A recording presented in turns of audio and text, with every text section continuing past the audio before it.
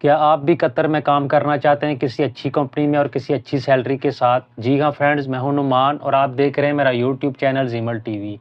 Friends, آج کی اس video میں اس ٹاپک کے اوپر بات کریں گے کہ قطر کی بہت ہی اچھی ڈیمانڈ ٹیکنیشین کے لیے پاکستان میں چلی گئی ہے اور ایجنسی بھی بہت اچھی ہے۔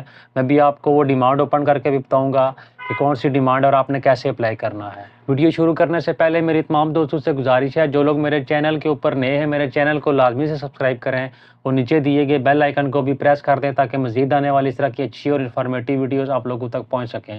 کیونکہ فرینڈز، میں نے اپنے چینل کے اوپر اور بھی بہت سی ڈیمانڈ سعودی عرب، دبئی، قطر، اس طرح بہت سے ملکوں کی ڈیمانڈ کے ویزاز میں نے اپلوڈ کیے ہوئے ہیں اور طریقہ کار بھی بتایا ہوا ہے جو نئے دوست ہیں کہ کیسے آپ نے اپلائی کرنا ہے۔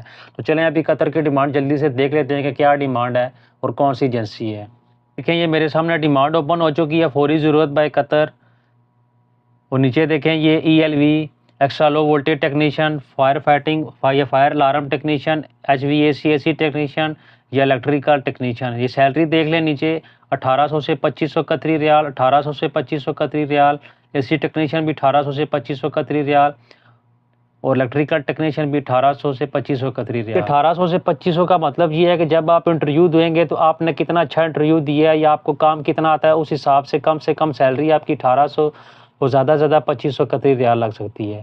اس کے ساتھ یہ نیچے دیکھیں ڈیوٹی 8 گھنٹے ہے پلس اوور ٹائم ہے، 2 سال کا ایگریمنٹ ہوگا اور اس کے ساتھ میڈیکل ٹرانسپورٹ یہ سب کمپنی دے۔ فرینڈز، اگر آفس کی بات کی جائے کہ انٹرویو کہاں پہ ہوں گے تو تقاضی trade test and technical training centre, اس کے اوپر انٹرویو ہوں گے۔ یہ اس کا ایڈریس لکھا ہوا ہے، میں تھوڑا ویڈیو کے ساتھ زوم بھی کر دوں گا، اور یہ نیچے 2 نمبر لکھے ہوئے ہیں، بیسٹ ہیومن ریسورس کنسلٹنسی، یہ ایجنسی کا نام لکھا ہوا ہے۔